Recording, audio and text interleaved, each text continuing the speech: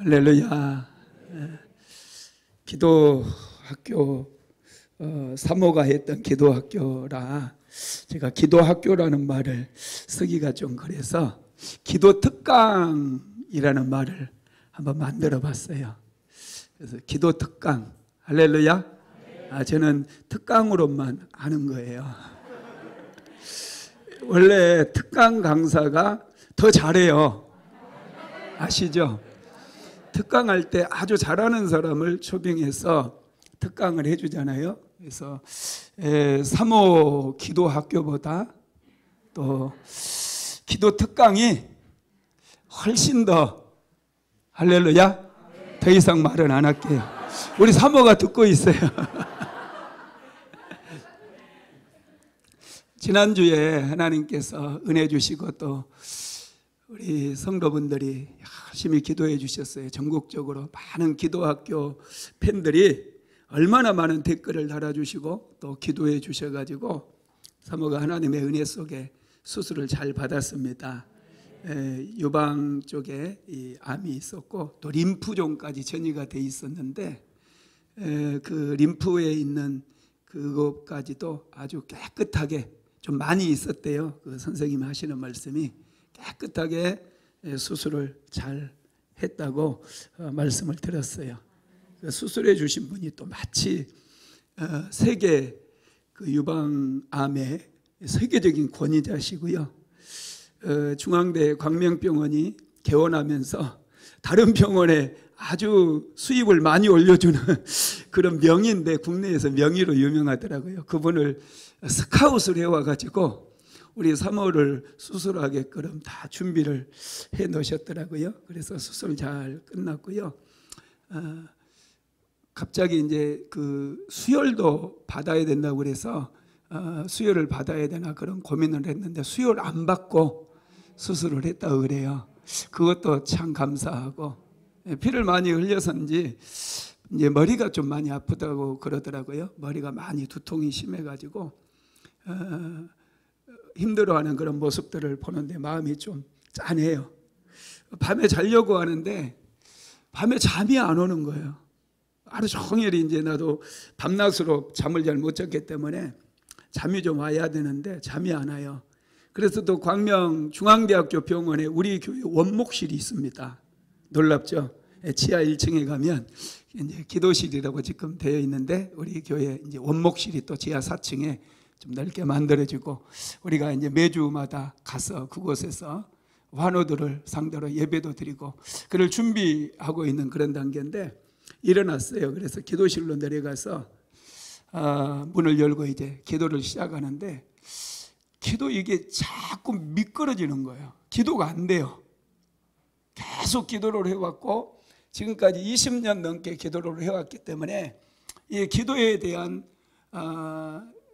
하여튼 영권이 좀 있고 기도하게 되면 바로 이 깊은 기도 속에 들어가게 되는데 그날은 아무리 기도를 하는데도 자꾸 미끄러지는 듯한 기도예요. 그래서 안 되겠다 싶어가지고 다시 병실로 올라와가지고 이제 1인실을 쓰고 있으니까 사모를 먼저 자고 있는 사모에게 예수님의 보혈을 붓고 시작하면서 본격적으로 이제 기도를 하는데 와 기도가 잡히는 거예요. 딱 잡혀요.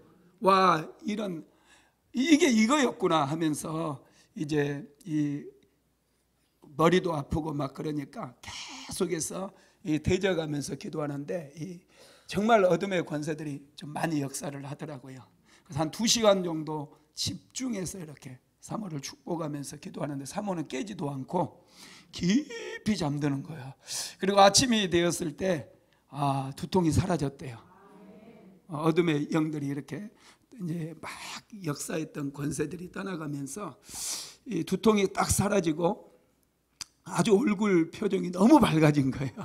그래서 그날 또 마치 또 그 의료원장님도 오시고 중앙대학교 이제 관련자들이 다 오셨는데 안 아픈 사람 같아. 다 얼굴이 많이 좋아져가지고 하여튼 기도라고 하는 게 이렇게 능력이 있더라고요. 기도하는 사람들은 여러분 참 좋은 게 뭐냐면 기도하다 보면은 뭔가 딱 잡히는 게 있어요. 그러면 그때부터 전쟁이 시작되고 그때부터 기도를 하면 반드시 이기게 돼요.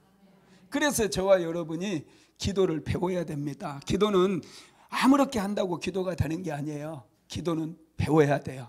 할렐루야. 그래서 오늘은 이제 이 기도학교 두 번째 시간인데요. 기도는 씨앗이다. 한번 따라서 해볼까요? 기도는 씨앗이다.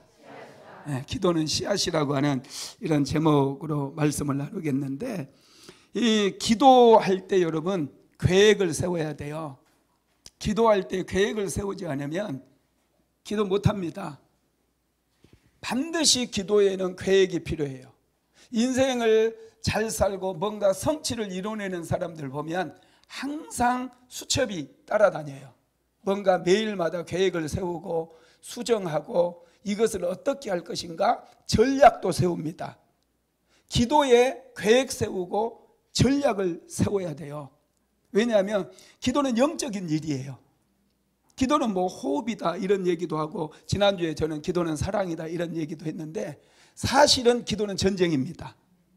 기도는 전쟁이기 때문에 전쟁에서 승리하기 위해서는 반드시 계획적으로 해야 돼요.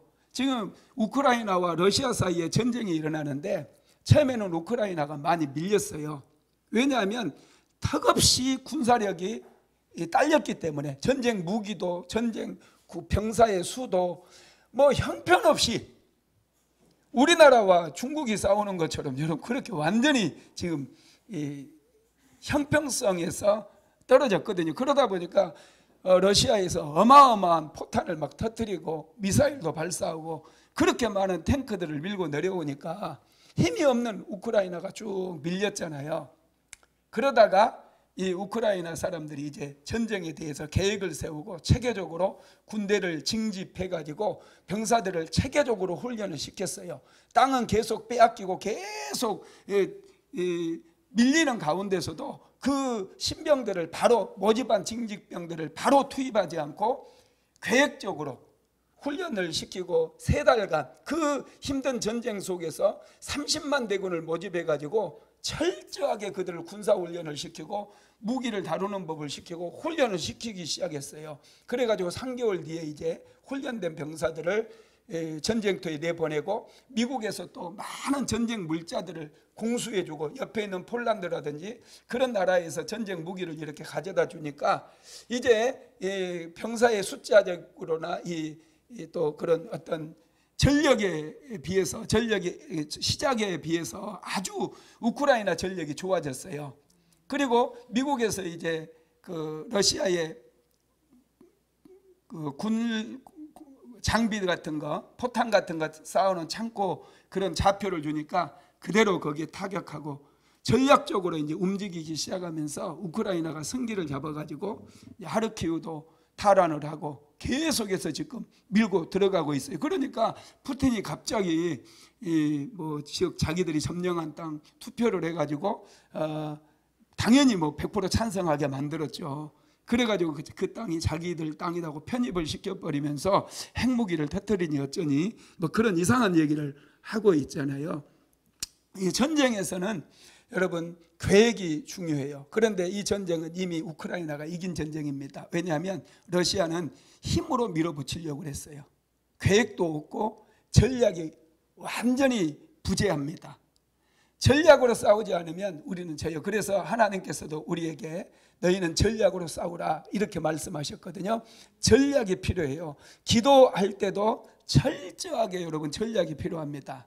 그냥 나와서 막 소리 지르고 떼쓴다고 그게 효과적인 기도가 되는 게 아닙니다. 전략적으로 기도할 수 있어야 된다는 거예요. 그러면 여러분 전략적으로 기도할 때에 가장 중요한 게 뭐냐면은 우리의 기도를 들어주시는 분이 누군가에 대해서 우리가 알아야 돼요. 우리의 기도를 응답해 주시는 분이 누구십니까? 하나님이잖아요. 그러면 하나님이 어떤 분인가에 대해서 아는 데서 모든 전략이 출발을 해야 된다는 거예요. 하나님께서는 때로는 우리에게 기도의 전략을 주셔요. 그때 상황마다 다른 전략을 줍니다. 홍해바다를 갈 때는 모세가 지팡이로 여러분 이 지팡이를 홍해바다를 향해 가리켰을 때 저쪽 사막에서부터 동풍이 밀려 들어가지고 홍해바다를 갈라버렸잖아요. 그런데 요단강을 건널 때는 달라요. 제사장들에게 먼저 강물에 들어가라고 그래요. 강물에 들어가니까 강물이 갈라져 버려요. 뿐만 아니라 여리고성을 점령할 때는 침묵하라고 그래요.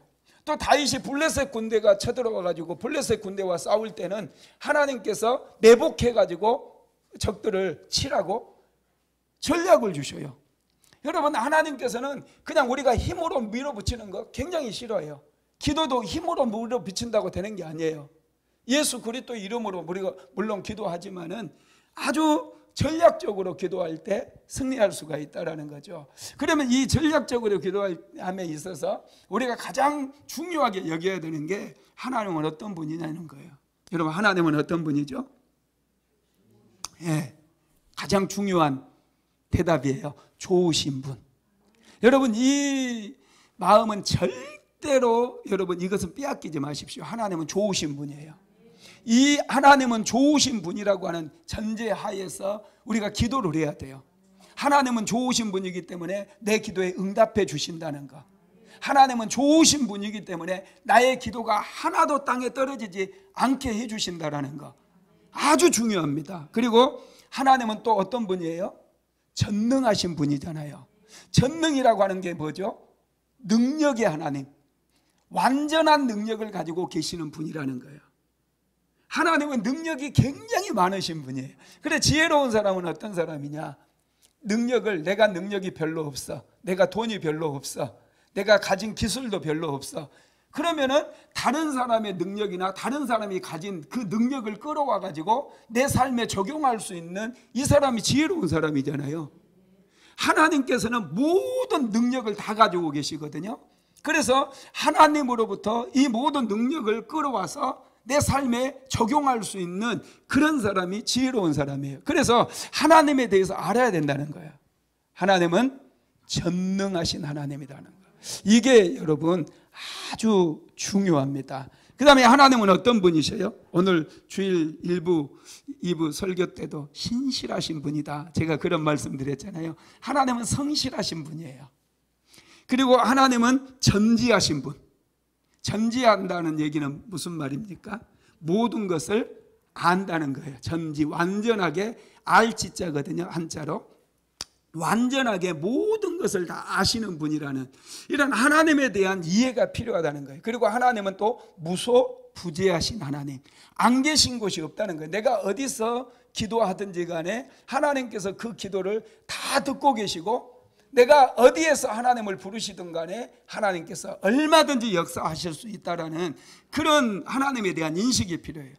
그리고 우리는 또 하나님을 임마누엘의 하나님이라고도 얘기하죠. 임마누엘의 하나님은 나와 함께 하시는 하나님. 하나님께서 요셉과 함께 애굽으로 내려가셨어요. 요셉은 종으로 팔려갔어요. 그런데 하나님께서 함께 하시니까 요셉이 형통케 되어버리잖아요. 어디에 있든지 하나님께서 함께 하시면 형통하다는 것을 우리는 알아야 됩니다. 그리고 또 중요한 것 중에 하나가 뭐냐면 하나님은 복을 주시는 분이라는 거. 이게 절대로 잊어버리면 안 돼요.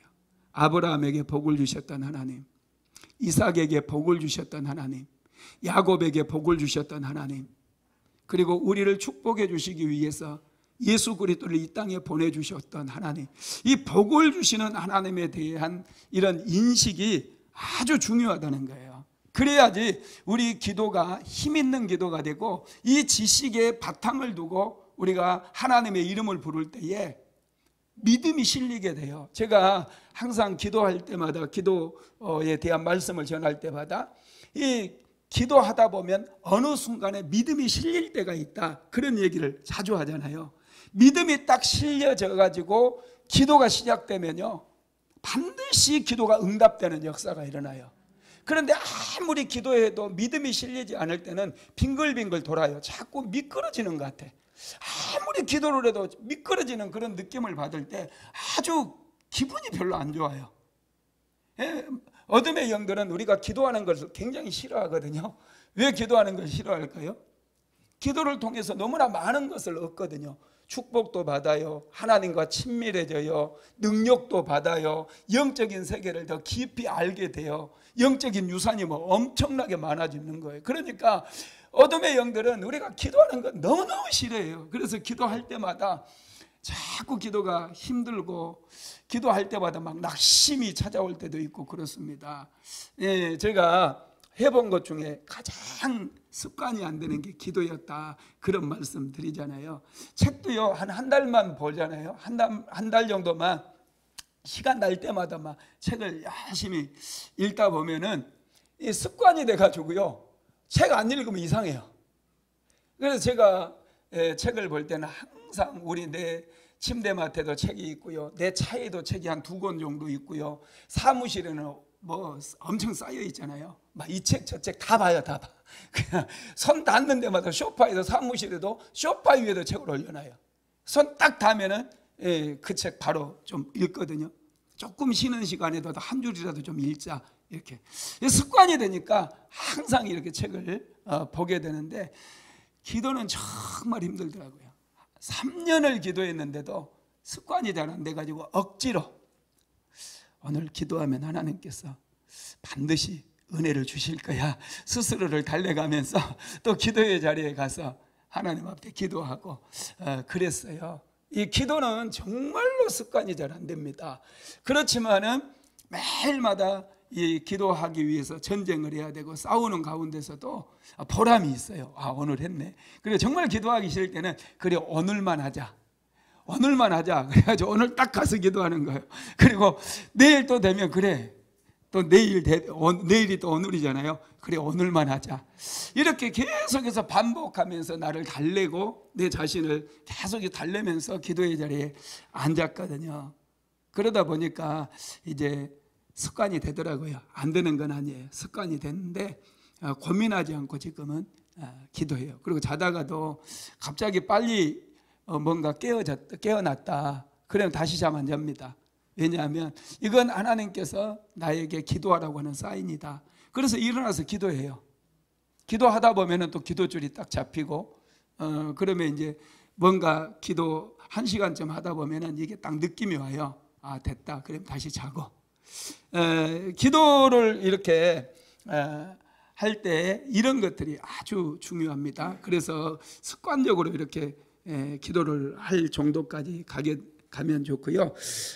오늘은 이제 기도에 대해서 기도는 씨앗이다 이런 말씀을 제가 드렸는데, 여러분 씨앗의 특징을 한번 생각해 보세요. 씨앗은 어때요? 크기가 일단은 작아요. 모든 씨앗은 크기가 작습니다. 씨앗이 여러분 모양은 어때요? 예뻐요? 볼품이 없습니다. 모든 씨앗은 작고 볼품이 없어요. 하찮아 보여요. 내가 배추 씨를 좀 가져왔어야 되는데 이 배추 씨 이거 보면 조그매요. 하나도 예쁘지 않아요.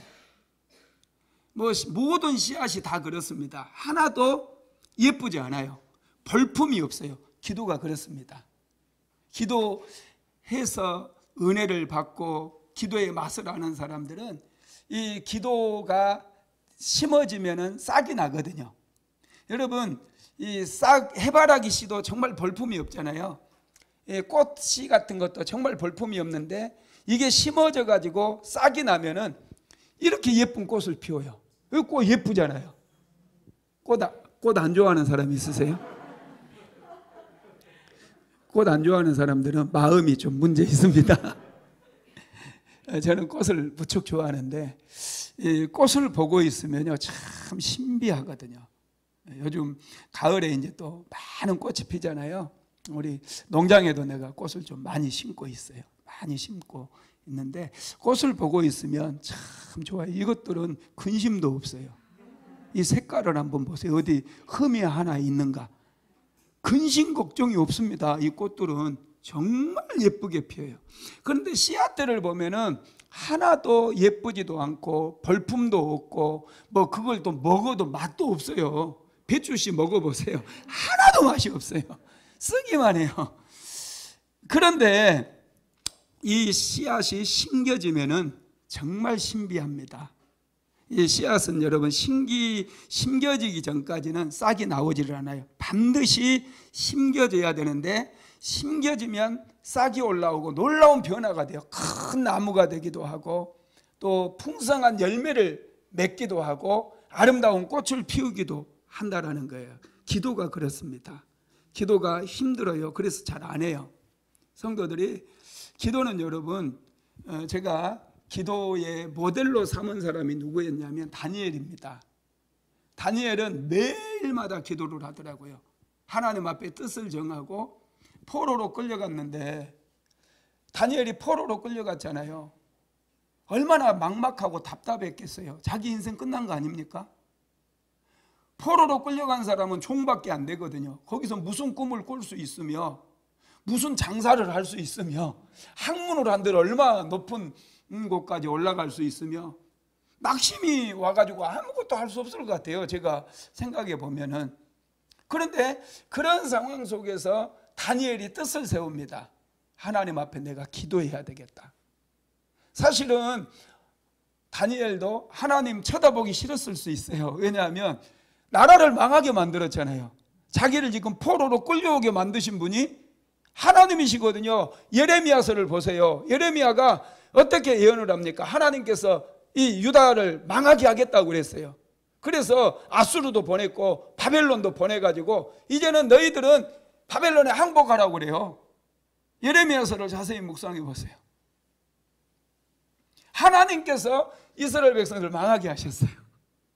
그런데 여러분, 기도할 만 나겠어요? 그런 하나님, 때로는 우리를 망하게 할 수도 있는 그런 하나님 우리가 신뢰하고 기도할 수 있겠어요? 다니엘은 하나님을 의심하지 않았어요. 하나님은 좋으신 하나님이고 능력이 많으신 하나님이시고 나에게 복을 주시는 하나님이라는 것을 다니엘은 신뢰했거든요. 그래서 다니엘이 뜻을 정할 수 있었어요. 뜻을 정하고 하루에 3번씩 하나님 앞에 기도했다는 거예요.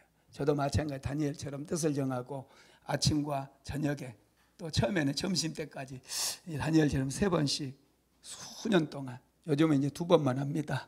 낮에 또 봐야 될 일들이 많고 그래서 2번만 기도하는데, 이 뜻을 정하는 순간 여러분 놀라운 역사들이 일어납니다. 뜻을 정하고 기도하기 시작하면요, 이제 기도를 우리가 땅에 심는 거예요. 땅에 심는 거, 심겨져야 돼요. 많이 씨는 여러분 제가 늘 얘기하죠. 많이 뿌려야 된다고. 일단 씨가 뿌려지면요 풍성한 싹이 나고 풍성한 열매를 맺게 된다라는 거예요. 그래서 여러분 오늘은 기도는 씨앗이다 그랬는데 씨앗을 여러분 좀 많이 뿌리십시오. 처음에는 기도를 배우면서 하나님에 대한 지식을 알고, 제가 늘 3가지를 강조하죠. 기도할 때 가장 중요한 게 제가 해보니까 그래요. 먼저 시간을 정하는 거. 기도의 3요소라고 제가 맨날 떠들어대잖아요. 기도의 3요소.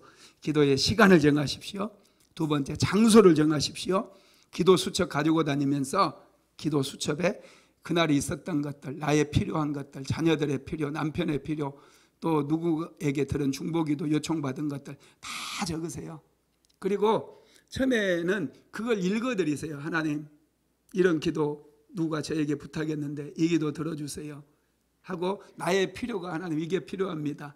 집이 필요한 분들은 하나님 집도 좀 주세요. 이거 하나님께서 기뻐하실까요? 안 기뻐하실까요? 굉장히 기뻐하셔요. 집 없는 사람들 집 달라고 기도하세요. 얼마나 하나님께서 기뻐하시는지 몰라요. 그래서 주셔요. 지난번에 우리 금요 성령 집회 때 오셨던 강월숙 목사님, 교회 처음 갔는 날 최자실 목사님 금요 성경 집회 참 갔다고 그러잖아요.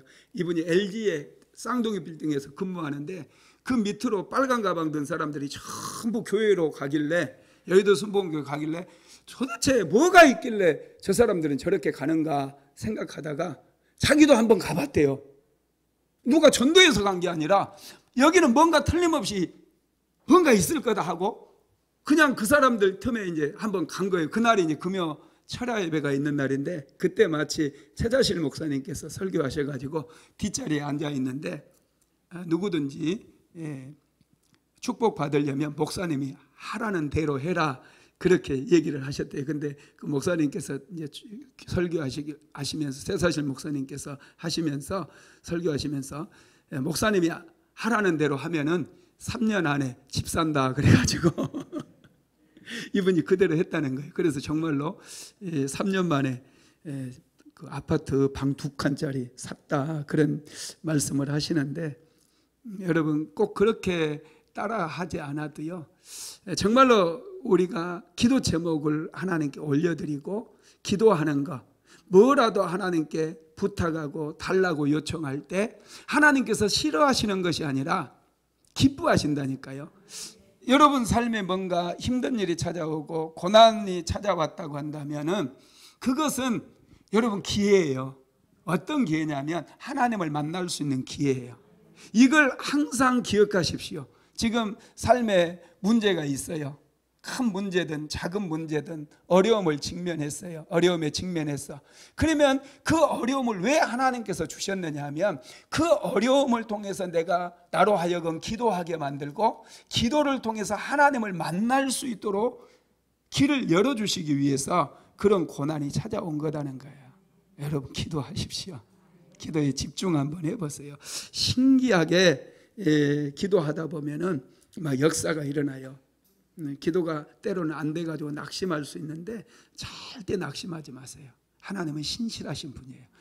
낙심이 찾아올 때마다 마귀야 물러가라. 내가 믿는 하나님은 신실하신 하나님이야. 나를 축복해 주신 하나님이야. 이렇게 막 선포하고 외쳐보세요. 그러면 신기하게 다시 마음이 열려지고 다시 하나님의 이름을 부르는데 그때부터 달라져요. 막 그때부터 가슴에 불이 붙어요.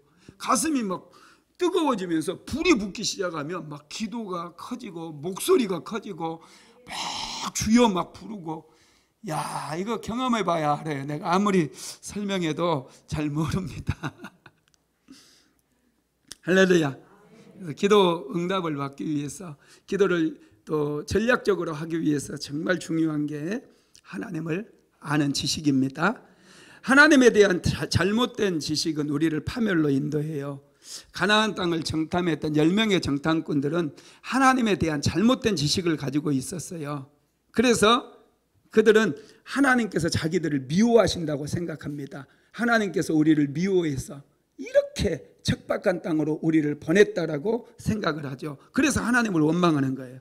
신명기서 1장 27절에 보면은요, 장막 중에서 원망하여 이르기를 여호와께서 우리를 미워하심으로 아모리 족속의 손에 넘겨 멸하시려고 우리를 애굽 땅에서 인도하여 내셨도다. 그래서 보세요, 하나님이 우리를 미워하심으로, 이건 전혀 이게 아니거든요. 하나님이 저와 여러분 미워하시지 않습니다. 하나님은 나를 굉장히 좋아하셔요. 여러분도 좋아하셔요. 한번 따라서 합시다. 하나님, 여기 손을 한번 가슴에 올려. 하나님께서는 나를 좋아하신다. 너무 좋아하신다. 여러분 좋지 않습니까? 하나님이 너무 좋아하셔요. 나를 미워하시지 않아요. 이런 하나님에 대한 잘못된 지식은요, 우리를 망하게 만들어요. 우리를 파멸의 길로 이끌어요.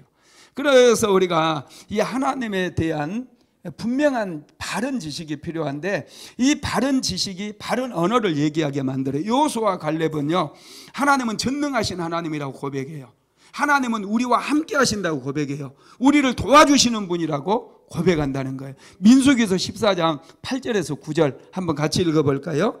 여호와께서 우리를 기뻐하시면 우리를 그 땅으로 인도하여 들이시고 그 땅을 우리에게 주시리라. 이는 과연 적과 꿀이 흐르는 땅이라. 다만 여호와를 거역하지는 말라. 또 그 땅 백성을 두려워하지 말라. 그들은 우리의 먹이라. 그들의 보호자는 그들에게 떠났고 여호와는 우리와 함께 하시느니라. 그들을 두려워하지 말라. 아멘. 하나님은 우리와 함께 하신다는 거예요. 하나님이 내 편이라는 거예요. 하나님은 나를 도와주시는 분이라는 거. 이런 지식이 필요해요. 그래서 여러분 기도하다 보면 낙심이 찾아올 때가 반드시 있어요. 고비가 있어요. 기도하기 싫을 때가 참 많아요. 정말 이 기도하기 싫을 때가 얼마나 많은지 몰라요. 그런데 하나님은 좋으신 분이다. 하나님은 나를 도와주시는 분이다. 내가 이렇게 기도하기 싫은 날 하나님 앞에 나가면 오늘 바로 하나님께서 은혜를 주실 거야, 이런 말 한마디 하고 딱 나가잖아요. 정말 그 자리에 하나님이 계셔요. 신기해요. 하나님을 만나고 경험하는 사람들이 한결같이 하는 얘기고, 저도 그런 경험을 수도 없이 많이 했어요. 오늘 제낄까? 오늘은 제끼고 내일은 건너뛰고 이러다 보면 기도를 할 수가 없는 거예요. 그런 마음을 다시 누르면서 하나님을 생각해. 하나님이 지금 나를 기다리고 계실 거야. 오늘 응답해 주실 거야. 하나님께서 반드시 나를 도와주실 거야. 이런 마음을 딱 갖게 되면 기도하러 가는 거예요. 하나님께서 여러분 또 복을 주시는 분이라고 그랬잖아요. 하나님께서는 만나는 사람마다 복 주시더라고요. 성경을 한번 보세요. 자, 먼저 창세기 12장 1절로 2절 한번 읽어봅시다. 시작. 여호와께서 아브라함에게 이르시되 너는 너의 고향과 친척과 아버지의 집을 떠나 내가 내게 보여줄 땅으로 가라. 내가 너로 큰 민족을 이루고 내게 복을 주어 내 이름을 창대하게 하리니 너는 복이 될지다. 하나님께서 아브라함을 만나서 아브라함에게 복을 주신 거예요. 그리고 이삭에게도 복을 주셔요. 자, 창세기 26장 12절로 13절 시작. 이삭이 그 땅에서 농사하여 그의 100배나 얻었고 여호와께서 복을 주심으로 그 사람이 창대하고 왕성하여 마침내 거부가 돼요. 아브라함을 축복하시고 아브라함에게 복을 주셨던 하나님이 아브라함의 아들 이삭을 찾아오셔서 이삭에게 복을 주신 거예요. 그러니까 이삭은 지금까지 단 한 번도 농사를 지어본 적이 없거든요. 블레셋 땅에 지금 잠깐 거주하고 있거든요. 농사를 지어본 적도 없는 이삭이 블레셋 사람들이 농사 짓는 거 이렇게 보면서 그 사람들이 가르쳐 줬겠어요? 가르쳐 주지도 않았어요. 근데 그 사람들 어깨너머로 보고 배워가지고 그 땅에 농사를 지었습니다. 그랬더니 하나님께서 소출을 100배나 얻게 만들었어요. 그의 100배나 얻었고 그랬어요. 야, 이런 일이 어떻게 해서 일어날 수 있느냐 하면 하나님께 복을 받은 사람이기 때문에. 그래서 저도 이제 기도를 하도 이제 물질적인 어려움들이 많이 있었다고 그랬잖아요. 가난했기 때문에. 이 안산에 이사 왔을 때도 방 2칸짜리 월세 살았어요. 월세 사는데 그곳에서 7명이 살아가지고 이게 참 답답하고 막막하고 앞이 안 보이더라고. 교회도 개척해야 되는데 뭐 개척할 돈이 어디 있으며 참 답답하더라고요. 그래서 제가 성경을 읽다가 깨달은 게, 와, 하나님을 만나는 사람들마다 복을 받는 거예요. 참 신기하대요. 하나님을 만나는 사람들이 다 복을 받아요. 그래서 제가 성경을 읽으면서 복자만 나오면 동글뱅이를 치고 하나님 나를 축복해 주세요. 하나님 나를 축복해 주세요. 그래서 왜 아브라함은 되고 나는 안 됩니까? 왜 이삭은 한 해 농사 지어서 100배의 복을 받았는데 왜 나는 그렇게 열심히 기도하는데 이렇게 하는 일들마다 안 됩니까? 막 그러면서 때로는 막 하나님께 따지기도 하고 그러면서 기도를 했어요. 참 놀라운 것은요, 하나님은 우리에게 복을 주시는 분이라는 거예요. 이 깨달음이 있어야 돼요. 그래야 멈추지 않고 열정적으로 매일마다 기도할 수가 있다는 거예요. 여러분, 야곱을 생각해 보세요. 오늘 야곱 본문 야곱을 읽었잖아요. 야곱이 밧단 아람에서 이제 자기 아버지 집으로 돌아가는 그 길에서 야복강에서 그의 형 에서가 400명의 군대를 이끌고 야곱을 치러 온다고 하는 그 절체절명의 위기 속에서 야곱이 뭐래요? 하나님 앞에 기도하죠. 그런데 그가 하나님께 구했던 게 뭐예요? 나를 축복해 주시옵소서. 나를 축복하지 아니하면 놓지 않겠나이다. 하나님께 복을 달라고 구했다는 거예요. 저는 이 말씀 붙잡았을 때 얼마나 흥분이 됐는지 몰라요. 와, 복을 구해도 되는구나. 하나님께 복을 달라고 구해야 되는구나. 이런 깨달음이 온 거예요. 그래서 기도할 때마다 하나님 나도 왜 야곱은 주고 나는 안 줍니까? 나도 하나님 복을 주세요. 복을 받아야 복의 통로가 되지 않겠습니까? 내가 목회를 하더라도 내가 복을 받아야 성도들에게 자신감 있게 축복에 대한 설교도 하고 자신감을 가지고 성도들의 머리에 안수해서 복을 빌어주기도 하고 사업장이나 가정의 신방에서 그 가정에 마음껏 내가 축복할 수 있지 않겠습니까?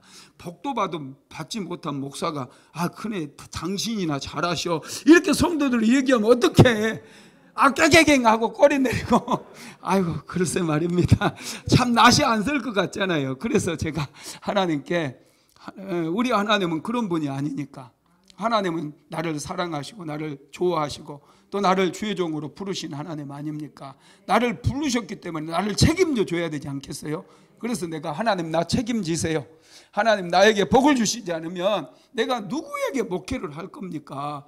이 강아지들 앉혀놓고 내가 설교할 것도 아니고 정말 당신의 백성들, 존귀한 당신의 백성들에게 하나님의 말씀을 가르치고 저분들을 내가 축복하면서 매일마다 중보해야 될진데 내가 복도 받지 못해가지고 맨날 그런 얘기하면 무슨 의미가 있겠습니까? 제가 이제 하나님께 기도할 때 그런 기도를 참 많이 드렸어요.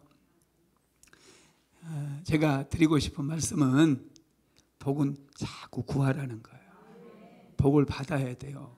제가 인생 살아보니까 복을 받은 사람과 복을 받지 못한 사람의 차이는 정말 큽니다. 하나님께 복을 받으시기 바랍니다. 그래서 야곱이 이렇게 하나님께 축복을 받은 축복을 구하는 그 과정까지 여러분 야곱이 저절로 알아서 축복을 구했다고 생각하면 안 됩니다.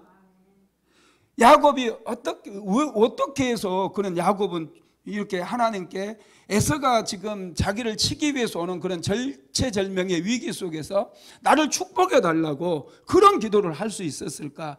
여러분 의문이 나지 않습니까? 그래서 저는 그런 의문을 가지고 성경을 다시 읽어봤어요. 도대체 야곱 이 사람은 어떤 사람일까? 어떤 사람이기에 이렇게 엄청난 기도를 할 수 있을까? 여러분 이거 엄청난 기도예요. 복을 달라고 하는 이 기도가 처음으로 야곱이 하는 기도다니까. 성경의 역사에서요 처음으로 야곱이 했어요. 이 기도 아브라함도 하지 않았어요. 이삭도 하지 않았어요. 노아니 아담이니 이런 기도 한 적이 없어요. 그런데 야곱이 유일하게 나를 축복하지 아니하면 놓지 않게 나에게 축복을 달라는 기도를 했다는 거예요.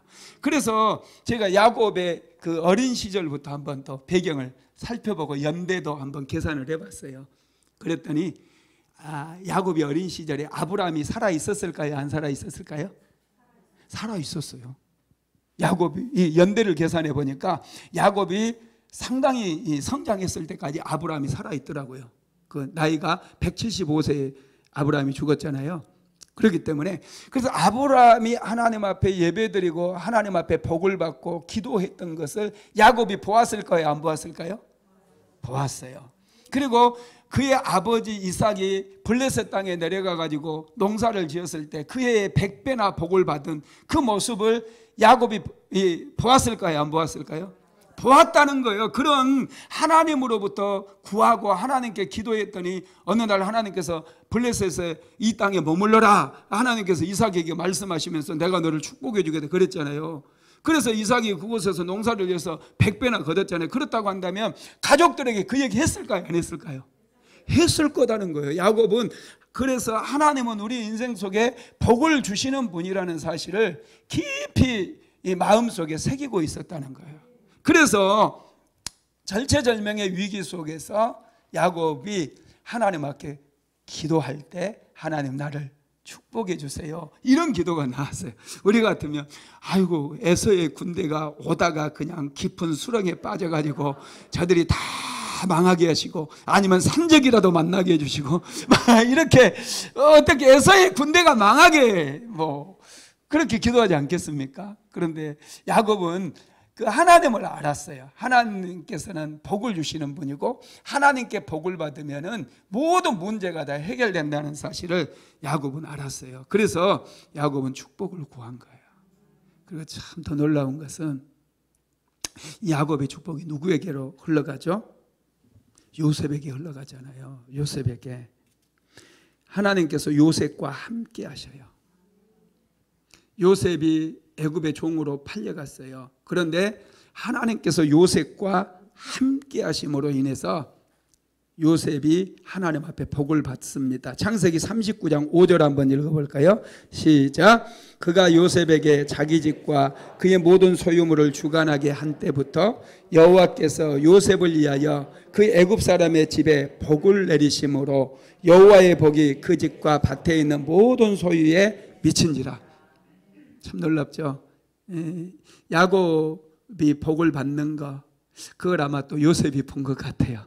그래서 요셉 역시도 하나님께 복을 달라고 구했을 거고, 또 꿈을 꿨기 때문에 그 꿈이 하나님 앞에 복을 받아야 이루어질 거라는 것을 알아서 요셉도 하나님께 복을 구했습니다. 그랬더니 하나님께서 요셉과 함께 애굽으로 내려가셨고, 그 애굽에 요셉이 종살이 하고 있는 그 집에 하나님께서 복을 주시니까 여호와의 복이 그 집에 있는 모든 소유에 전부 다 복이 임했다는 거예요. 참 놀랍습니다. 그리고 저는 그 성경에서 이 야곱을 많이 좋아한다고 그랬잖아요. 이 성경을 읽으면 읽을수록, 이 창세기를 읽으면 읽을수록 야곱이라고 하는 사람이 참 매력이 있더라고요. 매력이 있어요. 굉장한 이 끌림이 있다는 거예요. 끌림이. 야곱은 정말 놀라워요. 이 성경을 제대로 읽지 않는 사람은 야곱을 자꾸 사기꾼이라고 매도를 해버려요. 나는 이해가 안 돼. 이해가. 야곱이 왜 사기꾼이에요? 정말 위대한 기도의 사람이에요. 정말 놀라워요. 야곱이, 저는 야곱의 생애 속에 최고의 하이라이트를 꼽으라고 한다면은 야곱이 그 자녀들을 전부 이제 죽기 전에, 임종 직전에 다 부르잖아요. 그리고 그 자녀들을 축복해줘요. 마지막 숨이 이제 끊어지는 그런 상황에 그 자녀들을 하나하나 불러가지고 전부 축복 기도를 해주는데 그게 애언기도가 돼요. 애언기도가. 한번 읽어봅시다. 요셉에 대해서 야곱이 축복 기도해 준 게 창세기 49장 25절에 나와 있어요. 그거 한번 읽어봅시다. 내 아버지의 하나님께로 말미암아 그가 너를 도우실 것이요 전능자로 말미암나니 그가 내게 복을 주실 것이라. 위로 하늘의 복과 아래로 깊은 샘의 복과 젖먹이는 복과 태복이로다. 이 요셉의 이제 자손들을 위해서 야곱이 축복해 주는 그런 내용이거든요. 그런데 이 요셉이 그래서 이 네 가지, 이 야곱의 축복 기도 안에는 네 가지의 복이 딱 담겨 있는데요. 이 네 가지의 복을 요셉이 다 받아요. 그 후손들이. 첫째가 하늘의 신령한 복이에요. 두 번째가 땅의 기름진 복이고요. 세 번째가 자녀의 복이고요. 네 번째가 사명을 완수하는 복이에요. 아, 놀랍습니다. 기도는 우리의 삶을 축복으로 인도해 줘요. 그래서 기도는 씨앗인 거예요. 계속 뿌리세요. 한번 꼭 해보시기 바랍니다. 다른 건 좀 안 해봐도 괜찮아요. 다른 건 안 해봐도 괜찮은데 이 기도를 한 장기 계획을 세우고요. 장기 계획. 어느 정도 장기 계획을 세우느냐면 죽을 때까지 한번 해보겠다.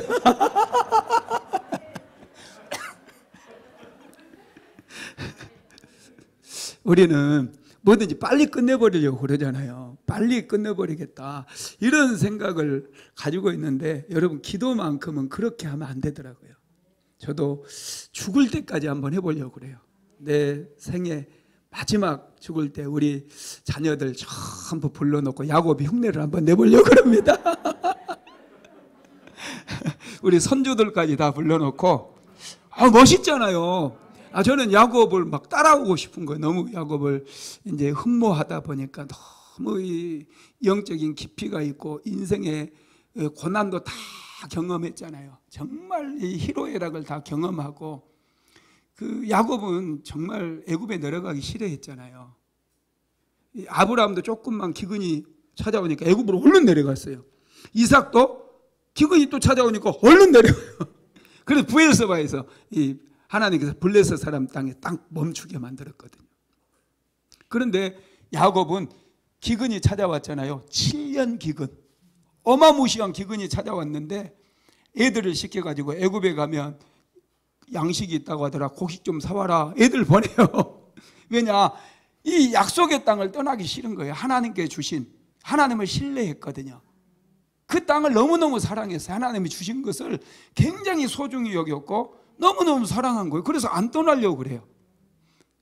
애굽에서 요셉이 국무총리가 됐다는 얘기를 들어도요, 안 믿어요. 안 가려고 그래요. 근데 하나님께서 야곱이 꿈에 찾아오시잖아요. 야곱아 내려가라 그래요. 하나님께서 가라고 그래요. 아직 흉년이 5년이 더 남았다는 거예요. 그러면서 내 아들 야곱이 너를 공개할 거다. 그때 야곱이 결심을 하고 애굽으로 내려가잖아요. 야곱 정말 멋있어요.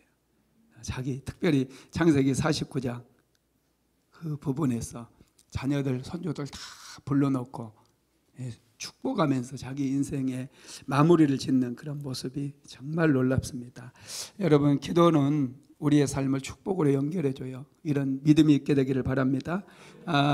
기도란 무엇이냐? 첫째는 하나님의 축복을 받는 통로입니다. 하나님은 복의 근원이 되셔요.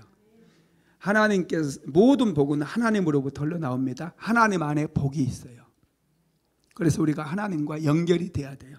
하나님과 우리를 연결시키는 통로가 바로 기도입니다. 예수님이 예수의 이름으로 우리가 기도하잖아요.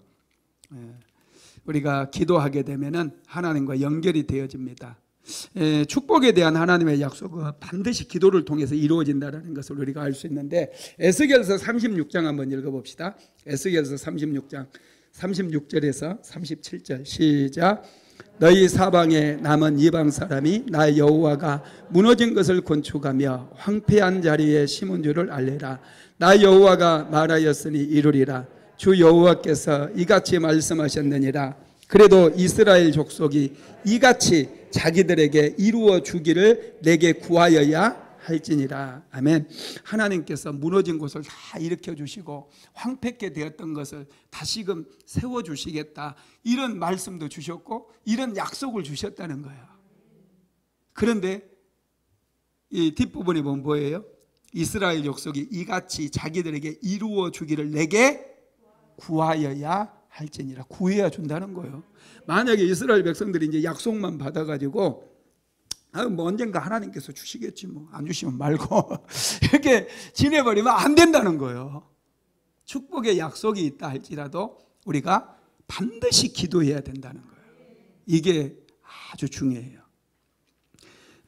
우리가 기도하기 위해서는요, 또 하나님께서 주시는 이 축복이 얼마나 가치 있는 것인가, 가치를 알아야 돼요. 가치. 하나님이 얼마나 좋으신 분인가, 하나님께로부터 나오는 이 축복이 얼마나 가치가 있는가, 이 가치를 알아야 됩니다. 이 가치를 알아야 기도하기 때문에 그래요. 여러분, 우리 사모가요, 전에 나한테 자꾸 자기 축복 기도 좀 해달라고 내가 기도하니 내 손을 억지로 자기 머리에 얹어요. 억지로. 예배 끝나고 나면. 왜 그렇게 할까요? 저는 좀 자신이 없었거든요. 내가 축복한다고 축복을 받을까, 이런 생각들이 항상 있었어요. 그런데 나보다 믿음이 훨씬 좋아가지고 자기를 좀 축복해 달래, 자기를. 그래서 이제 막 예배 끝나고 사모를 축복해 주고 그랬어요. 여러분, 이렇게 할 수 있는 것은 축복의 가치를 알기 때문에 그렇게 한다는 거예요. 그리고 기도는 축복의 씨앗에 물을 주는 겁니다. 씨앗에 물을 주는 거예요. 이제 기도로 씨앗을 많이 심었잖아요. 그러면 물을 줘야 되는데 또 물 주는 것도 기도예요. 기도. 기도하면은 계속해서 씨앗이 싹이 날 수 있도록 물을 주는 그런 것이 되기 때문에 우리가 멈추지 말고 기도해야 됩니다.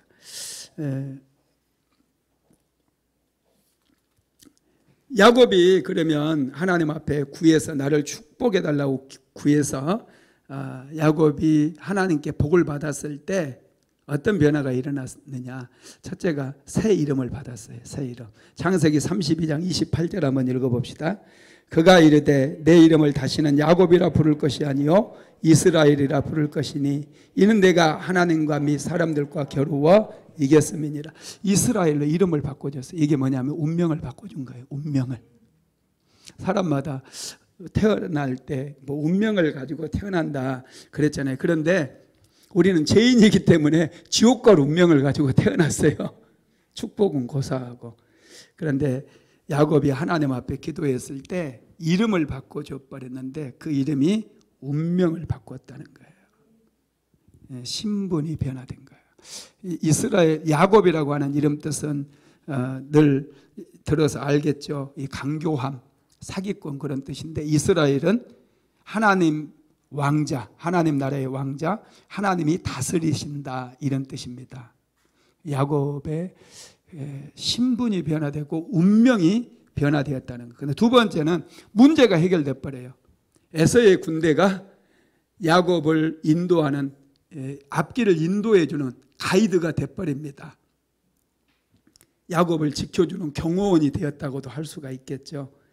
기도가 응답받으니까 모든 문제가 해결되고, 세 번째로는 나중에 야곱의 가정에 부흥운동이 일어나 버려요. 창세기 35장에 가면은 야곱의 모든 식구들이 하나님의 임재를 경험하게 되고 큰 부흥을 경험하면서 위기 가운데서 벗어나게 되고 하나님 앞에 크게 복을 받는 그런 역사가 일어납니다. 말씀을 마무리할게요. 기도는 씨앗이라는 것, 특별히 축복의 씨앗이고 또 씨앗에 물을 주는 것이고, 그래서 우리는 멈추지 말고 기도해야 돼요. 다른 것에 대해서는 여러분 너무 사모하지 마시고 영적인 거장이 돼야 되겠다 이런 생각을 좀 하십시오. 기왕 우리가 이 세상에 살면서 돈을 벌면 얼마나 벌겠어요. 테슬라 그 사장, 그만큼 우리가 벌 수 있다면 그 돈 벌어가지고 좀 좋은 일 하고 뭐 큰 재단 하나 만들어서 사람들에게 나눠주고 엄청난 병들, 그런 불치병이나 퇴치하고 이렇게 일하면 또 참 보람이 있지 않겠어요? 그렇지 않다고 생각한다면 기도해서 영적인 거장이 돼서 기도해서 많은 사람 도울 수 있어요. 정말 많은 분 도울 수 있어요. 참 좋아요. 그래서 기도하다 보면은 하나님께 놀라운 또 축복도 받게 되니까 쉼 없이 멈추지 말고 같이 기도합시다.